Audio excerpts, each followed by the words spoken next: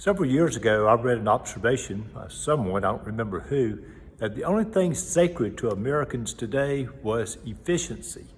Well, I can understand that because nobody wants to waste time or have their time wasted or get the runaround, as people sometimes say.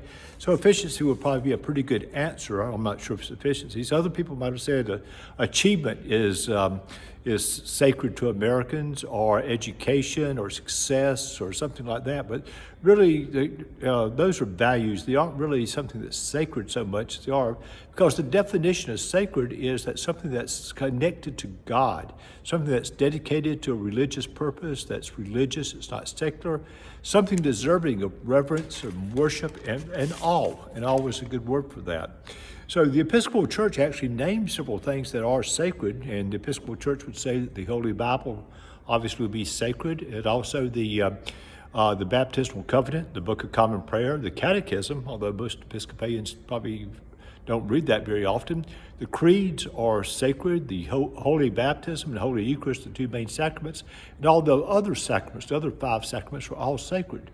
As we approach the altar, like I'm sitting next to the altar at St. Mark's this afternoon, as we approach the altar, we would see several things that we would consider sacred. We would see the bread and the wine and the table and certainly the altar, and all these certainly would be sacred.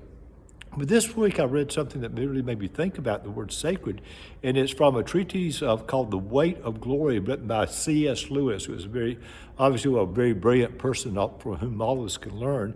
But C.S. Lewis made the statement, he says that next to the blessed sacraments, your neighbor is the holiest object, the most sacred object that you will encounter. Let me read that again. Next to the blessed sacraments, your neighbor is the most sacred and holiest object that you will encounter. There's a lot of wisdom to that, because now we're all connected to God. We're all intended for religious purpose. We're all made, in the image of God. So by that, everyone that we see, everyone that we meet, everyone even that we know about are all sacred and are all holy. And for this we will say, thanks be to God. Hallelujah, hallelujah, hallelujah.